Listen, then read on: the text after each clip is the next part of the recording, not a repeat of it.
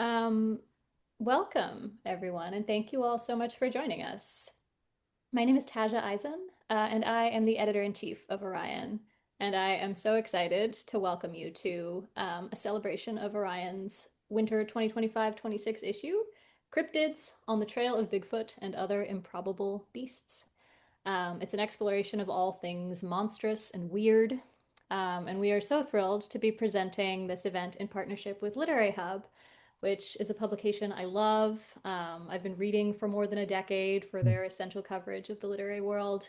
They have incredible content, they have great people, and importantly, they have a membership tier, which you should all join to support their work and get perks like this iconic Joan Didion tote bag. Um, and I'll put their website in the chat so you can all see it. Um, and in case you're just learning about us at Orion, we are an independent nonprofit that publishes writing and art at the intersection of nature and culture. Through our print magazine, our digital stories, our book anthologies, our workshops, we aim to invite people into a community of caring for the planet. As a nonprofit, we do rely on the support of our readers and our donors to keep us going, especially now during this absolutely wild time for arts organizations, as well as the rest of us. We're currently working on our summer issue, which is about all things whales. And we have a really exciting lineup planned for the rest of the year and beyond. And I invite you to learn more about us at our website. The link is also in the chat. Um, we're also happy to share a coupon code with you today that's a promo we're doing for a 5 issues for the price of 4. It'll add a free copy of the winter issue to your cart if you purchase a 1-year print or print and digital subscription. And the code, which I'll also put here in the chat, is free cryptids, which I really like because it sounds like a plea to liberate them. There's also a link to buy individual copies of the winter issue where you can read work from writers like J. Drew Lanham, Catherine Cusimano, and today's esteemed panelists, who I'm now very excited to introduce, along with our wonderful moderator. I'll start with our moderator, McKayla Coyle. McKayla is a lesbian writer from Alaska, currently living in Washington.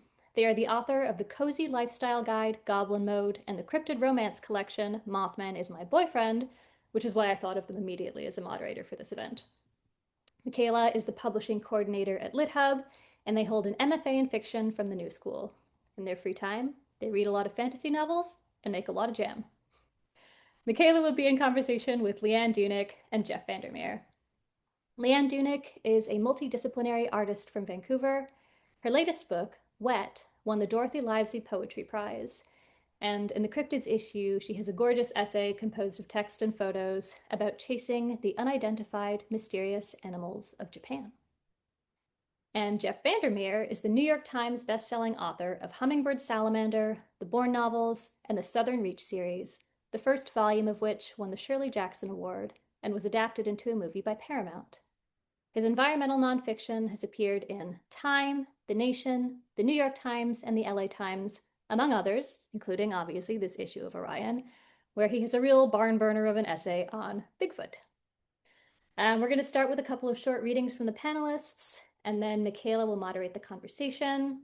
And there will be time for questions at the end, so please do drop those in the Q&A function as they occur to you. Also, as a reminder, this event is being recorded, and the link to the video will be sent to anyone who registered for this event after we conclude. And now I will hand things over to Leanne, who's going to be reading first. Thank you so much. Thanks so much, Taja, and thanks for inviting me to this panel. Yeah, I wrote a piece that's focused on the Marimo that live in a lake in Japan. But I'm going to read about a different section that talks about a different orb that I had an encounter with in Japan. Once, when I was staying near Aokigahara-jukai for a month, my daily routine was to take forest photos at dawn. On my last day, I was surprised to see another person who was also taking photos. I couldn't understand what he was photographing with his phone. He seemed to point and shoot in random directions. We took photos side by side for an hour before we started talking. In Japanese, he asked me, Are you photographing the orbs? Orbs? I shook my head. Power orbs. That's when he showed me his photographs.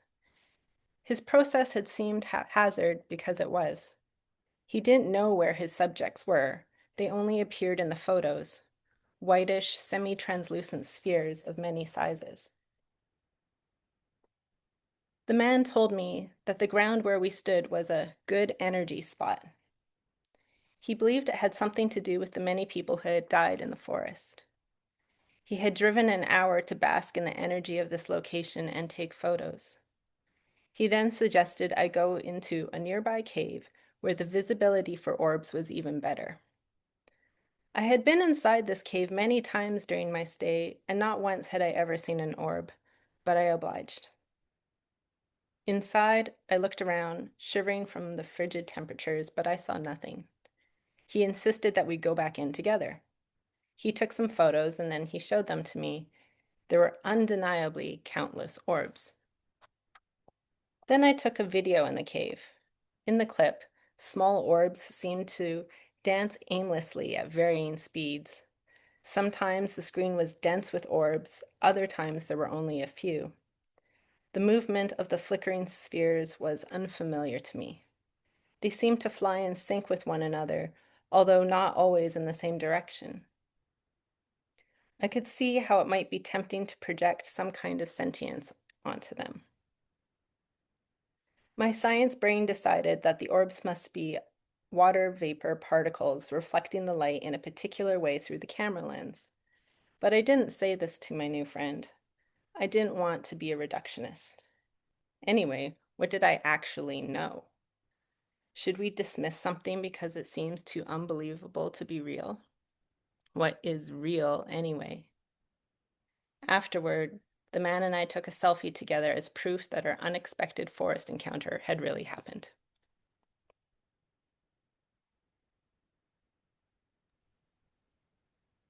That was lovely. Um, my pieces probably um,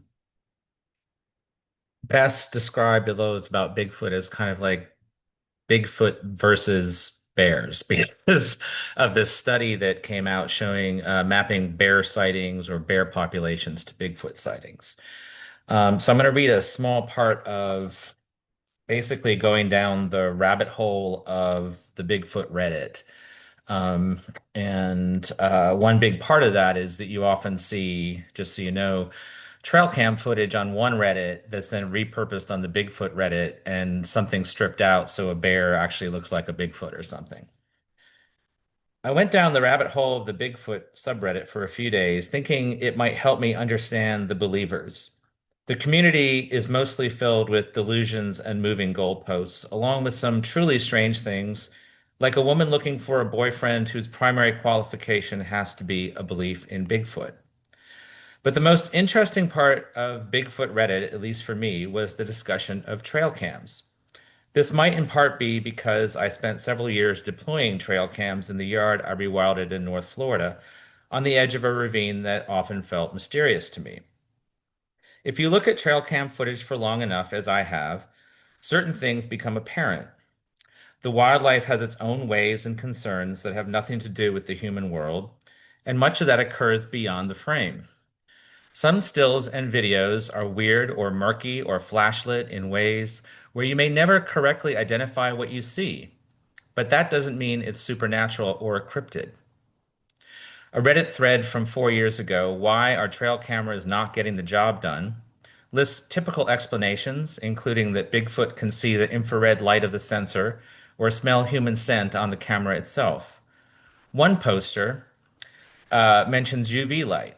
So, in theory, if Sasquatch can see several different light spectrums ranging from infrared to ultraviolet, the cameras look like flashlights shining in the woods, although, quote, this does not explain daytime conditions. There follows a fairly convoluted conversation about no-glow trail cams, how cold affects scent, what attracts bears, and whether the light from older trail cams looks like a rave to the average Bigfoot. The North American Wood Ape Conservancy, the slickest of the Bigfoot organizations, has similar ideas about trail cams, offering various hypotheses that include behavioral avoidance of unfamiliar objects, low population density, and the challenges of covering adequate territory with limited camera placement. The NOAC, whose PR-savvy website co-opts the elevated language of conservation, acknowledges that some camera stills, quote, are later shown to be images of black bears or other known wildlife, but believes, quote, these misidentified or knowingly falsified images are, quote, not uncommon in any field where public submissions are involved, and, quote, does not reflect the values of practices of serious researchers. What clearly divides the Bigfoot enthusiasts of Reddit are photos of obvious, if odd-shaped stumps peeking out amid thick vegetation. It felt like a point of pride to some believers that they'd never be taken in by a fake.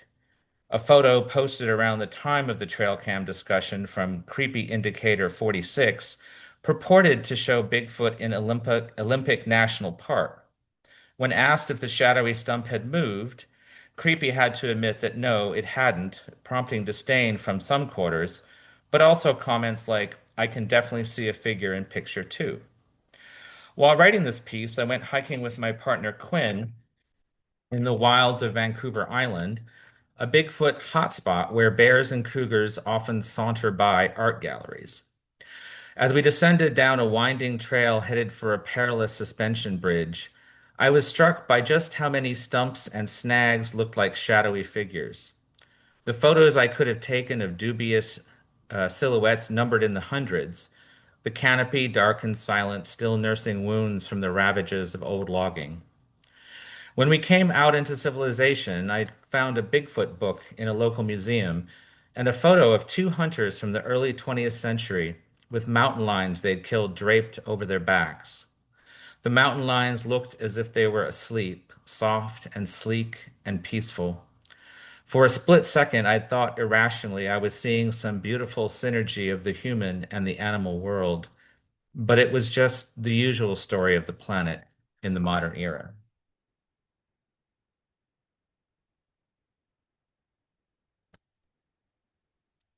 That was so good.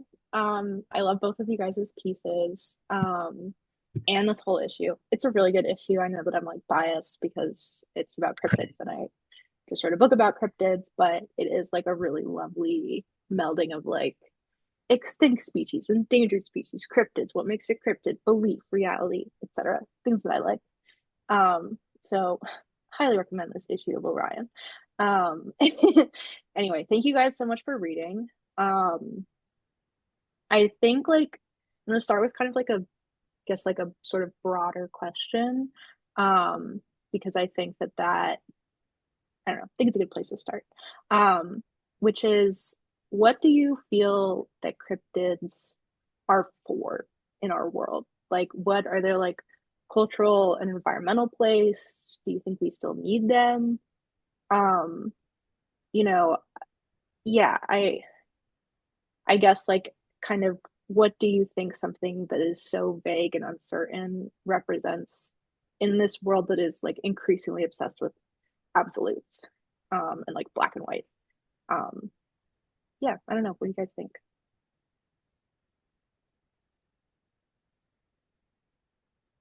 I guess I'll start unless Leanne wants to. Um, well, I mean, I know from my own part, from my own experience, that the mind wants to see something when it can't understand what's there. And, this is a more specific concern of just how we process things through our five senses. We are more or less kind of hallucinating a world anyway, because we are getting this very limited information that we think is vast, and we're kind of constructing something of a picture from it. And I know, for example, that, I've been on the trail and things have happened like hiking in Australia for the first time, and there's a flash of brown, and my brain thinks deer because that's what I'm used to. Out hops a kangaroo, and it kind of breaks my brain for a few seconds, and I'm literally frozen, like my brain can't quite work. Mm-hmm. Or and just to continue the kangaroo theme, then when I went back to Florida and was hiking a couple months later, I was looking at some baby alligators, and I kind of out of the corner of my eye saw something really large and kind of bipedal. And my brain said, it's a black kangaroo. It's a huge black kangaroo. And then when I turned, because I was distracted by the alligators, it was gone, whatever it was. And clearly it was not that. So sometimes our minds are simply trying to make sense of incoming sensory data that don't make sense to our experience. Obviously, there's mythical and religious significance sometimes to certain cryptids. And part of the article talks about being in the Bigfoot Museum and actually encountering a repurposing of indigenous belief about Sasquatch in a way that was kind of distasteful because it was not preserving the original context in a way that made sense while being side by side with some very kind of icky literature about Bigfoot that kind of trended towards well, racism, basically. So there's all this stuff kind of mixed in with it. And then the last thing I would say is just that I once, with Anne Vandermeer, wrote a kosher guide to imaginary animals, which was mostly of cryptids and whether they were kosher to eat or not, which feels kind of disrespectful, but there it is. I gotta find that book. And then you got to eat some cryptids. And then I gotta eat some cryptids, yeah. I know, Busher. No, I'm just kidding. Well, to add to what Jeff said, I think, he was speaking about the uncertainty and trying to fill in what we don't understand or don't process immediately. I think uncertainty in our lives often has a negative association. It drums up like worry and anxiety and all these kinds of things, whereas cryptids are uncertain, but they bring us delight and hope and a sense of wonderment and a sense that the earth is a place that isn't as finite as we might initially feel. But when we push ourselves out of our environments, like going to Australia or Florida, we get to have these like encounters that drum up our imagination and kind of give a spark in our daily lives. And I think for some people, it can also form a community of shared beliefs and shared interest and curiosities. And so I think there is something positive and delightful about the existence of cryptids, or that I think it can offer. Yeah, I think it's interesting because you guys is like pieces and your takes right now are almost kind of on like opposite ends of the spectrum, which I think is kind of fun.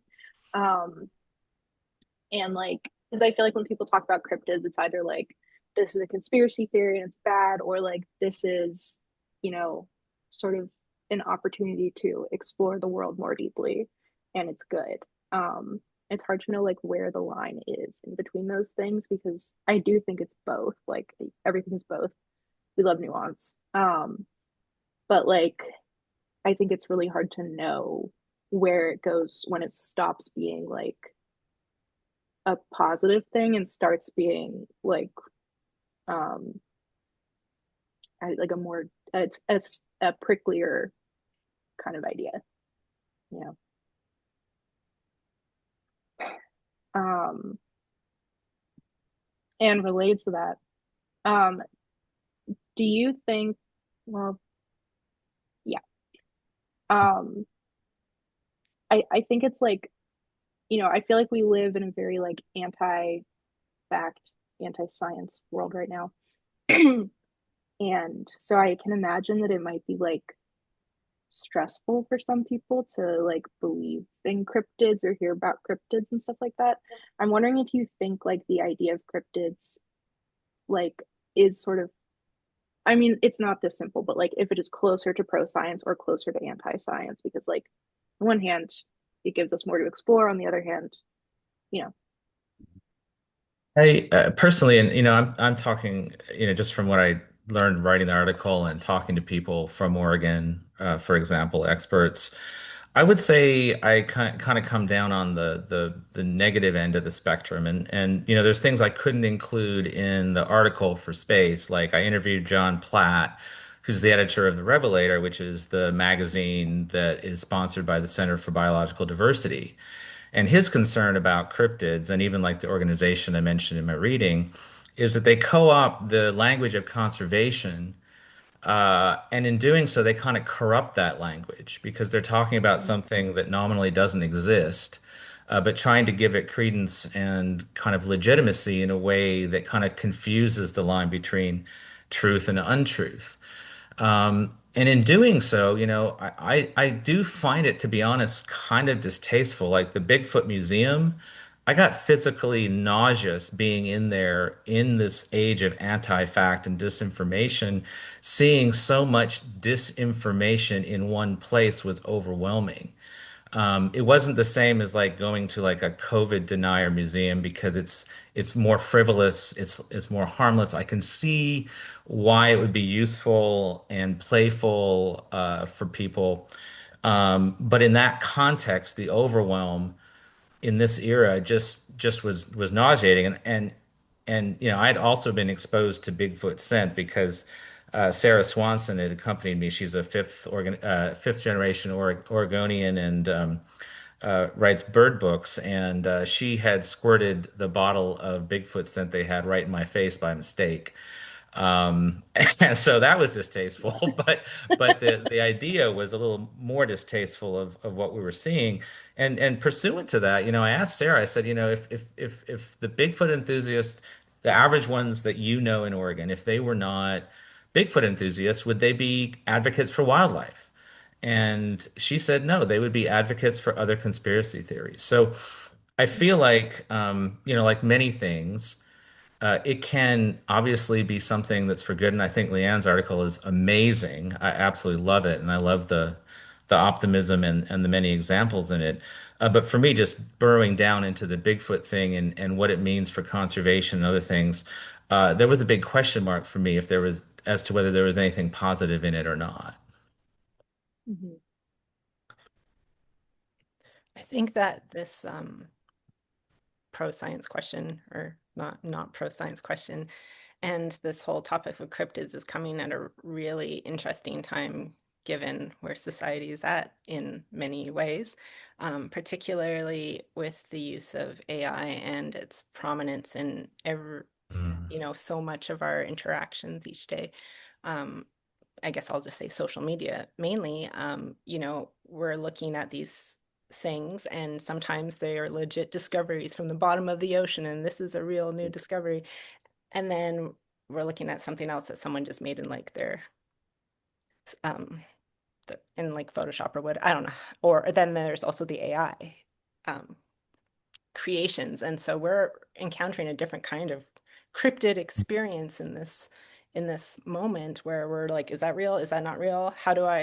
What are the tools I have to decide if this is real or not? And so it's kind of like infiltrated our daily lives, and this fact or non-fact question. And so I don't know, it seems kind of quaint to believe in Bigfoot now when we have these sorts of ongoing tests throughout our days. And because of the barrage of information um, and news and the way we have access to that information, I also feel like we're becoming desensitized to information Mm. and facts and fake stories and fake information or photos or videos or whatever. So I remember when COVID started, it was such a big shift for all of us, but then also there were like just between the border of Canada and the United States, there were these killer bees that were discovered, and people were like, oh no. And then I remember like a Mm. couple months later, there was like NASA or someone was like, aliens exist, here's the proof or something. And people were just like, okay. And then like last month, Obama said in an interview, yeah, aliens exist. I haven't seen them, but they exist, and no one cares. So like if Bigfoot, well, I think Bigfoot has a particular kind of community where they would embrace that news in a different way than these casual announcements that aliens exist. But I think we just can't handle um like science or fake science right now. It's just there's just too much information, there's too much questioning that I think we're becoming just like dulled to receiving information. And So I'm not sure what like the answer is exactly, but I think it's in shift right now. It's in flux with just how much AI is influencing our lives. I might just add to that briefly, if you don't mind. One other thing that I couldn't add to the article was there was a huge cast of a so-called Bigfoot butt print in the museum. And I sent the photo with the information that was with the exhibit to Dr. Anthony Martin, a biologist who specializes in both tracks, prints, and scat. And I said, "Do you think this is Bigfoot's butt print?" And he reminded me that there's not just science, there's scientific process. And he asked a series of questions that couldn't be answered by the exhibit. Where exactly was it taken? What was the chain of evidence? What other prints were in the area? Out of the context in which this supposed butt print, and I'm just going to keep saying butt print because it's hilarious, was taken. How could you possibly tell? Maybe this was just a giant leaf frond that had broken in the wrong way.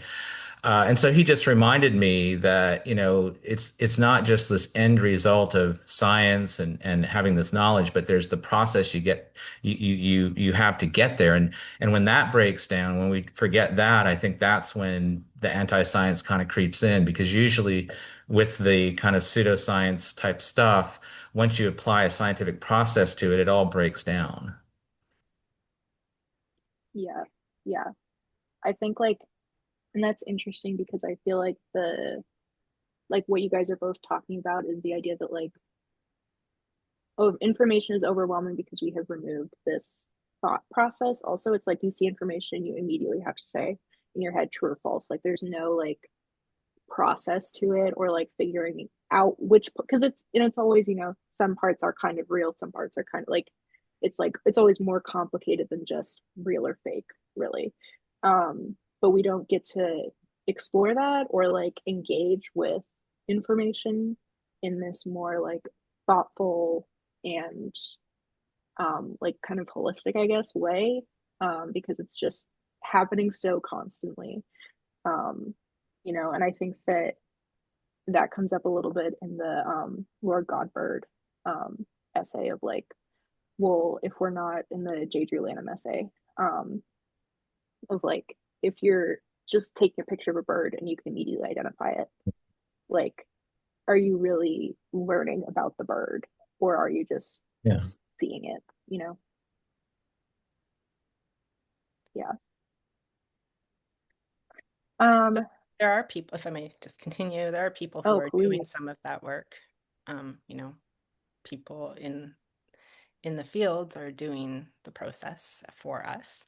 Um, I I learned from my doctor always tells me you don't know what you don't know. And I think that's an important thing to keep in mind in our life and how we engage with the world.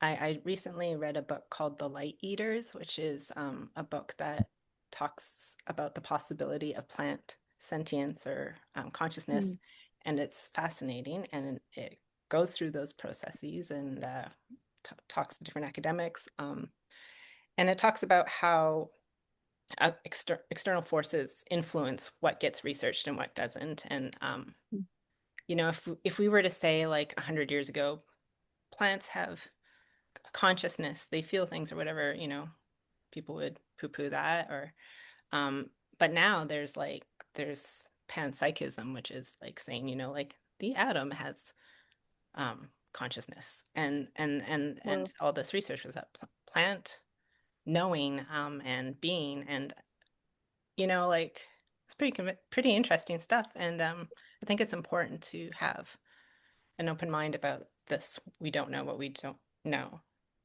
That being said, I am a full supporter of processes and data and evidence-based knowledge. So yeah. Yeah, and I mean, I have seen Bigfoot described as the Santa Claus of Oregon, which is to say, in kind of like people. There's a lot of people also don't believe in it, but it's kind of a symbol of something for them. Similarly, but in a maybe a less positive sense, we have this issue of charismatic fauna, and I think some cryptids exist in a subset with real creatures as being considered charismatic fauna. And this kind of tends to destabilize us because we get drawn into it, and things that are perhaps less charismatic that are just as fascinating. And I think Leanne kind of pointed to some of them, including plants that are just tiny things that are under our feet sometimes, have all this wonder and amazement to them, and are understudied. Speaking of something that is definitely not a cryptid, for example, in researching the article and thinking about my trail cams and all the raccoons on them, I was startled to discover that raccoons are understudied because they are perceived as this kind of semi-urban, ubiquitous thing that in a way doesn't need study. And so it's only in the last 10 years that we really know that much about raccoons. Similarly, we have been kind of thrown off in our studies of animal intelligence in general by the misdirection of our own hubris and things like that. So there's also this issue of grappling with the known, the things that we see right in front of our faces that we still don't understand. And in a way, we don't need to go any further than that to find marvels right at our doorstep. Then there's similarly this issue of belief in general, whether it's about cryptids or real creatures. Because one thing I found very striking in interviewing a Florida head of a Bigfoot organization is her saying that, there are all these Bigfoot sightings in this place called Green Swamp in Florida that I know quite well, and that they had to be Bigfoot because no bears live there. Well, in actual fact, it's a hotspot for bears. So there's a certain amount of editing of facts in all ways, including about the extinct woodpecker, for example. And it does speak to something positive in a weird way. It's just sometimes misapplied, which is we want to believe in something amazing or wondrous. And there's nothing wrong with that in abstract, for sure. Yeah. And I think you bring up a really important question, which is Santa a cryptid? Very important question. Chat, chat, sound off. Um, no, the idea of like charismatic creatures is really, true and interesting. That like certain, animals get in certain parts of nature get studied more just because people care about them more because they're like cute or interesting or like visible. There's a lot of really small animals. um, but so that's like related to my next question, which is that both of your pieces touch um on or like are in some parts explicitly about the like commercial marketing or commercialization and like how those interact with the conservation of strange and rare creatures. Um, Jeff, I know in your piece, like you know, largely you're against the commercialization of Bigfoot as a distraction to real conservation efforts. Leanne, you have that line about the commercialization of the Marimo's image may in fact be key to getting folks to care about its preservation. Um, so where do you feel is the line? Like at what point is uh, commercializing conservation helpful? And at what point is it like, does it become a distraction or more of a problem? Does that make sense?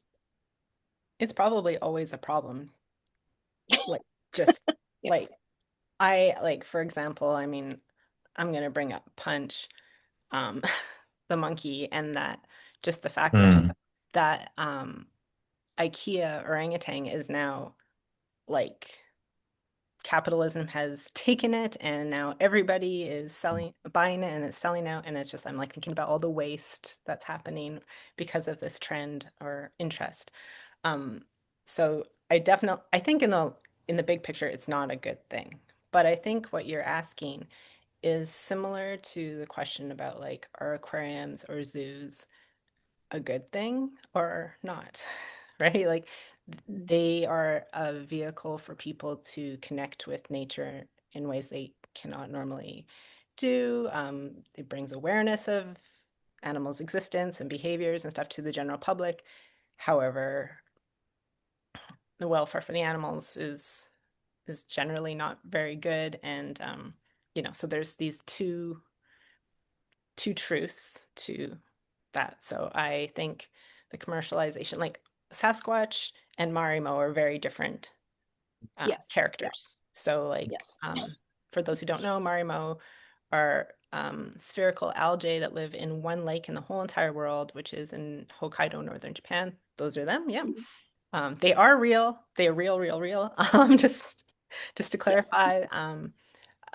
But because of their scarcity in the general worldview, they require a little bit of um, promo so that people can know about them. Um, I don't know that they need more people to know about them because I think it sounds like they're being taken care of and protected, and that's important. But were they not in that position already, something like selling cute Marimo keychains, uh, perhaps would encourage people to care for them and request that protections were um, that they're in place, make sure that those get in place. And so first of all, real thing, um, Mhm. uh, Yes. but had some myths attached to it when they were first discovered because they were so like orby and perfect and green and lush and like what could this can't be a regular organism, right? So I think yeah, I will just say that I don't think commercial applications to anything is really generally a good thing. Yeah, and I would add that we have this issue of commodification of everything. And one way to fight back against it is the application of specific detail, whether it's about an animal that's being kind of Disneyfied or whatever else. You can at least use the opportunity when something gets uplifted into that commodification as a teachable moment about the reality of the thing you're looking at, even the monkey that you're talking about. As for the commodification of Bigfoot, it's actually a question where I don't have an opinion on it because I don't know where the money goes. So it would be useful, for example, another thing I couldn't quite get into the article is that a comparison, or maybe it was in there, of the amount of money that grizzlies in Yellowstone bring into the economy, or how much money they kind of generate because of tourism versus the Bigfoot industry. Be interesting to compare something similar, two similar things of a real and an unreal creature with commodification involved to where the money is going. What is the money, Mhm. if Oregon, for example, had a sales tax, we would know that, some of this is going back into other things. So there's a little, commodification value there that's either positive or negative. And then there's the more amorphous thing of what it does to the idea of fact. In the case of Bigfoot, I was just thinking about how also on that Vancouver Island trip, Quinn and I went to this place called Botanical Beach, which has all these tidal pools, and I was shocked at how it's just become so overrun as this kind of tourist attraction that there's nothing left there. But people post photos online that are either old or they've kind of like enhanced to make it look like there's still a wealth of marine life in places that where it's completely gone. And that's the ultimate effect of a certain kind of cultural or social commodification is the thing isn't there anymore and you pretend it is there. Um, on the subject of zoos, I just want to say as an aside that one of the great pleasures of this article was going with Sarah Swanson to the Oregon Zoo here in Portland and finding that their bear exhibit is actually pretty amazing. There was none of the pacing behavior you would expect. They had all kinds of enrichment, all kinds of water sources. And I swear to God, they looked like they had gotten special baths and been blow dried. Their fur was so glossy.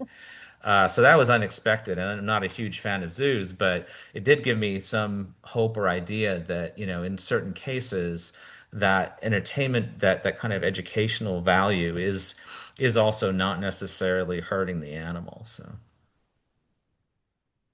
Yeah. Yeah. Maybe in that case. I know it's an isolated, anecdotal evidence that may not actually hold true over time, but Yeah, I mean, it's hard to say if something is, I mean, it's impossible to say if something is Yeah. always good or always bad, Yeah. absolutely. Um, yeah, and I think the point of like when something gets popular, it becomes this commodity that's overused is so difficult because it's like you do want to bring attention to these things, but you also Hmm. don't want like attention is kind of a double-edged sword because it can be Hmm. care and it can also be consumption, you know? And I think that that's like a really hard and maybe, I don't know, maybe impossible line to walk. Um, Can I read something punch related? Please. Well, I just thought this was interesting to like what you were just saying. Someone asked the zoo, could you name the other monkeys besides Punch? And this is their reply. Making their names public could lead to those individuals being criticized or bullied online. We would like to refrain from this in order to protect them. And I was The just monkeys would really, get bullied? well, because sometimes monkeys do things to Punch that people don't like and don't understand in the Mm. Oh, context of animal behavior. So people online are already being that monkey's a bully to Punch and we want him removed or whatever the situation is. But I just like saw this yesterday and I was like, this is a moment. This is a moment where yeah. animals in the zoo are possibly targets for bullying or online. And I They're was like, literally cyberbullying the monkeys. yes. Mm. And so that's what I'm saying. This is a very interesting time, right? Like Hmm. where things like uh we're having complexities that I never anticipated. So yeah, had to share that. Are we sure Whoa. Punch isn't just a little jerk? No, sorry. And let's chat about that. Um, chat, let's put a poll in the chat. Who thinks Punch is a nice guy? Um, okay. We've got like 2 more minutes. I guess we can start maybe doing audience questions now. Unless you guys have any like last minute I things have to one say, little anecdote please. that's Bigfoot related. Like, I think it was like 10 or 15 years ago, I was editing this writer's manuscript, and it was a Hmm. Bigfoot novel. And I'm Canadian, just for the record. So I was reading this, and the part that was least believable to me was the fact that this author wrote that Trump was going to be president. And I said, "This is the most unbelievable thing in your manuscript. I don't see this happening." So, anyways, here we are. And And here we are. I thought that was the most unbelievable thing in the manuscript. Yeah. Now we got, aliens and Trump, um, and a monkey who's being cyberbullied. Um, okay, so I meant we only have 2 minutes left in like the me part of the event. Now we're gonna go to audience questions. We have fully like 15 minutes left of the event. Um, okay, let's see. Carolyn is wondering, about the dismissal of imaginative creatures like cryptids. As little children, we were likely all told fairy tales, etc., containing elves and other imaginative creatures that convey life lessons. How do we retain imaginative processes and, in fact, imagination? I guess Are they if being we are dismissed? dismissing. Uh, Sometimes. I'm not familiar with that. I think it's like if we are saying that cryptids are not real and possibly kind of a prickly mm, area to get into in terms of like belief and reality and conspiracy and etc. Um, can we still hold room for other kinds of sort of magical thinking in the world or what these creatures in stories like can teach us, regardless, I guess, of whether or not they're real. Yeah, I mean, we have retold fairy tales all the time. We have generational shifts in what those things mean and what the imaginary creatures mean in them. And I think that that's a really valid way of continuing to kind of interrogate the world in a fantastical or unreal way to kind of bring something to bear that's a psychological truth, for sure. And I think that, every era also revisits some of this existing, you might call myth or lore, because it changes. It changes relative to the era you're in and how you're experiencing the world.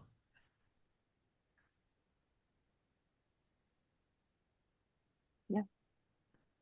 If anything, I think there's probably more room for imagination and inviting um, new ways of imagining. I recently was humbled by hearing Stanley Kubrick talk about the end of 2001, which I didn't get, and I maybe some people did, but he spoke about it in the spoiler alert. That in the ending, the main character encounters these aliens, and I was like, aliens? I don't, I don't remember there being any aliens, but in his vision, the aliens were like beings of light, like energy ball aliens, and I felt so like embarrassed that I'm always trying to decenter humans, and there I was in like defaulting to a humanoid expectation of an alien, or even like, you know, just something more like I was ashamed of myself for making this assumption. What my brain wasn't big enough to think of the possibility of a non-humanoid alien. So I think on that track, I think there are like a lot of possibilities of what we can imagine, and I think hopefully it will keep happening as we learn more and discover more. Yeah, I imagine that like I always think that like a lot of the sort of folkloric or like mythical beliefs that we have about like, you know, ghosts, for example, it's not that like well, I mean full disclosure, I think ghosts are real, but I don't necessarily think that they show up in the way that people think that they do. Like, oh, this person died and now there's like an image of the person or whatever. Like, I think it's like all a lot more vague and complicated. Um, I think that like, you know, people are expecting to see one thing, they're expecting to see aliens that look, like grays. Um, and when they see a ball of light, that's like this. I mean, it's not disregarded because look, I watch a lot of Ghost Adventures. They are always filming the balls of light. But like, they might not think of that as being the same thing. It's Hmm. just when something presents itself differently than you expect it, you don't always see it. Exactly. Jeff mentions in his piece this idea of expectant attention, where one sees what they expect to see. Um, but there's also like this idea of seeing what we want to see rather than what we expect to see. So that there's always Mhm. that tension too. Okay. Lisa asks, are the environments of cryptids part of the appeal? I think is interesting because people have so much less access to these Hmm. environmental spaces than they used to. It's a good question, and I'll just answer it from the perspective of the Bigfoot article I wrote, which was that Sarah and I drove what they call the Bigfoot Highway through part of Oregon. And it's an area that's been severely detreed from forest fires, from logging, et cetera, et cetera.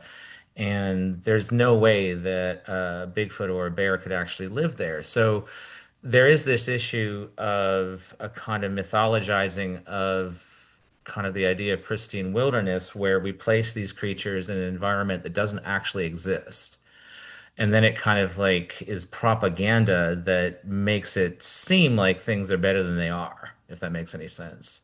Mm-hmm. And so we have to be real careful about like specificity there. A lot of people write about this Bigfoot highway as if it's this pristine area, and they've never been there, but they have kind of mythologized not just Bigfoot, but the landscape that Bigfoot walks through, as if Bigfoot walking through it is somehow reforesting it, and creating habitat in a strange kind of way.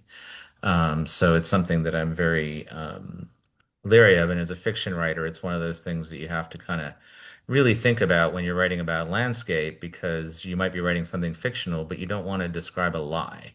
You want to have some Mhm. sense of the complexity of the situation we face, where there really isn't that much pristine wilderness left, or some approximation of what the general public would think of as pristine. So that's what comes to mind for me for that question.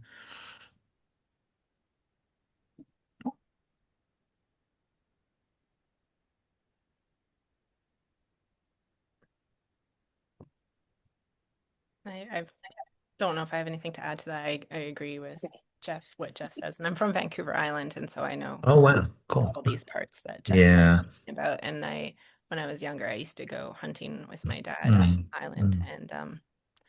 and I remember being young and thinking this forest doesn't look like what I think a forest should look like because so much of it was logged, and we were looking at the stumps, like, is that a Mm. bear? Is that a bear? Not a Sasquatch, but Mhm. is that a bear? Yeah, I don't know. Our expectations and realities can have some big gaps. Yeah. Yeah. I remember like when I had a writing teacher one time because I write a lot about like, environmental landscape and stuff like that. And I had a professor one time who was like, "Oh, people are really gonna like this because a lot of people don't have access to this kind of nature and they want to read about it." Um, and I'm from Alaska, so I was like, I didn't even really notice I was doing it, you know. But it was just interesting to be like, "Oh, this almost is like its own kind of fantasy, in a way, just like writing about the natural world." And Jeff, you kind of touched on this, but I do think people like over hype like the idea of pristine, perfect wilderness. Like I think that nature is, everywhere. And like we should see like it would the world would probably be better if we could see that more, but also like, yeah, I mean people don't have access to these like old growth forests and things like that in the same way that they used to. And yeah, it still is relative, because relative to Florida, where I used to live, where they didn't have the foresight to protect the coast at all, it's incredibly rich biospheres and environment all along the coast of the Pacific Northwest, relative to the kind of despoilment that's occurred along the coast of Florida. And I would just like to add a book recommendation for exactly what you were just talking about, which is that nature exists everywhere. Christopher Brown has a marvelous book called A Natural History of Empty Lots, where he Mm. has investigated and explored places where you wouldn't expect there to be biodiversity, semi-urban ruins and things like that. And it's just a beautiful affirmation of the persistence of life on this planet despite the odds. There's a really good piece in this issue about the Gowanus Canal. Mm, I think it's mhm, the Catherine Cusimano piece. And like at one point it gets into like the microbes and the bacteria and stuff that mhm. live in the canal. And it's like actually it's kind of fascinating to study this because there are these things that shouldn't be able to live and yet they're there and we can still learn from that even though it's like the Gowanus Canal is kind of like an environmental catastrophe. Um, I don't know. I think it's interesting that there's always stuff to learn. Um, okay, well, we have 5 minutes left, 6 minutes left. We can maybe do one more question. Um,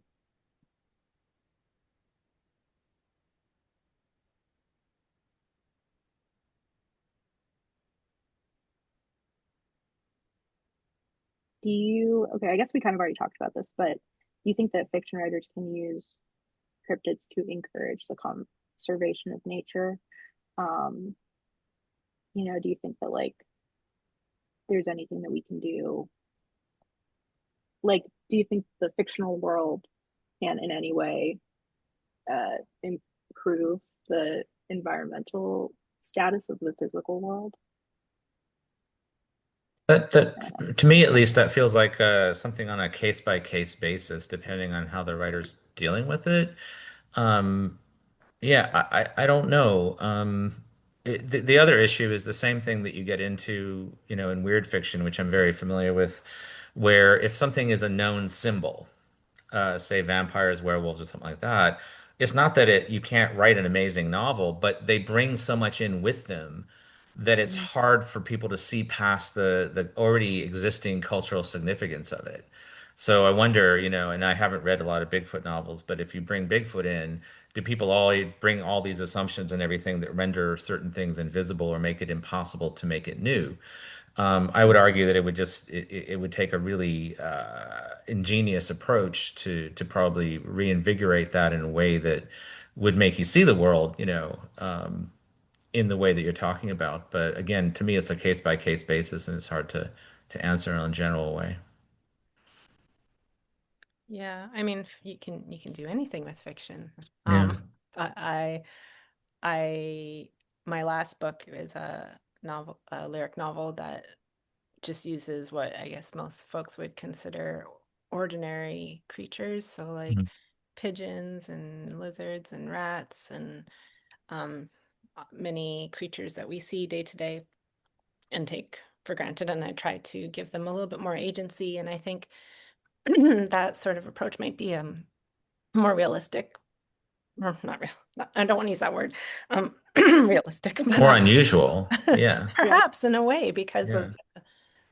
of perceived mundaneness of these creatures, trying to find Mhm. the wonder within, like you were saying, Michaela, of what's in our own yards, or um, there's nature everywhere, um, even in the bottom of your shoe. So like I find that's probably for me personally that's more compelling to look into than to pursue the Sasquatch type path. Yeah. I think I was like thinking about it while I was reading this issue, and I was like, are cryptids even they're like weird creatures, whatever, but it's like, are they even weird enough to be real? You know what I mean? Like, I feel like so many real creatures are so much stranger, like, which is partly just because, there's more specific information about real creatures, but like, I don't know. I just thought that was interesting. I'm like, real creatures are crazy. There's also this kind of compelling thing that we already are seeing Bigfoot fiction, for example. Like most of what's out there about sightings and stuff is a fiction. Therefore, in a way, it is a form of storytelling. And I don't know, I'm not saying that in a positive or a negative way, but it makes me wonder if the idea of a Sasquatch novel, not in general, not specifically to something that actually works, but in general is kind of redundant, because that's what it is anyway, is fiction. That's a good point. And a very natural segue into, if you want to read more cryptid fiction, you can read my book, Mothman is My Boyfriend, which comes out May 5th. And you can also, if you want to read fiction and nonfiction and poetry and see beautiful images, this is like a really good issue. Yeah. um, then you can read the winter issue of Orion, which is really lovely and includes great essays by Leanne and Jeff and many others, and a short story. There's really lovely poems, and it's just beautiful to look at. Like really, it's like a nice object, which I like. Um, yeah, so I think we're basically done. We have 1 minute left. Thank you guys so much for being here. Oh, Thank thank you. you to Orion for having us. Yeah, I don't know if you guys have any last minute thoughts or anything, or if you just want to say bye. The only thing I would say is that there was an actual bear costume Bigfoot shoot for my article, and I have some on my site and on my Facebook and other social media. I'll post some outtakes from that because they're truly hilarious in some cases. So They're really good. And thanks. they are kind of spooky and they kind of freaked me out when I was like, what am I looking at? When I first started reading. Perfect. What Yeah. am I looking at? Perfect. Yeah. And do you guys have any projects coming out soon or anything that you want to plug before we go? Or that came out recently? Okay. Yeah, and all I would say is any of my novels, the a certain percentage goes to environmental causes. So just thanks for continuing to buy them. Awesome. Awesome. Great. Thank you guys so much.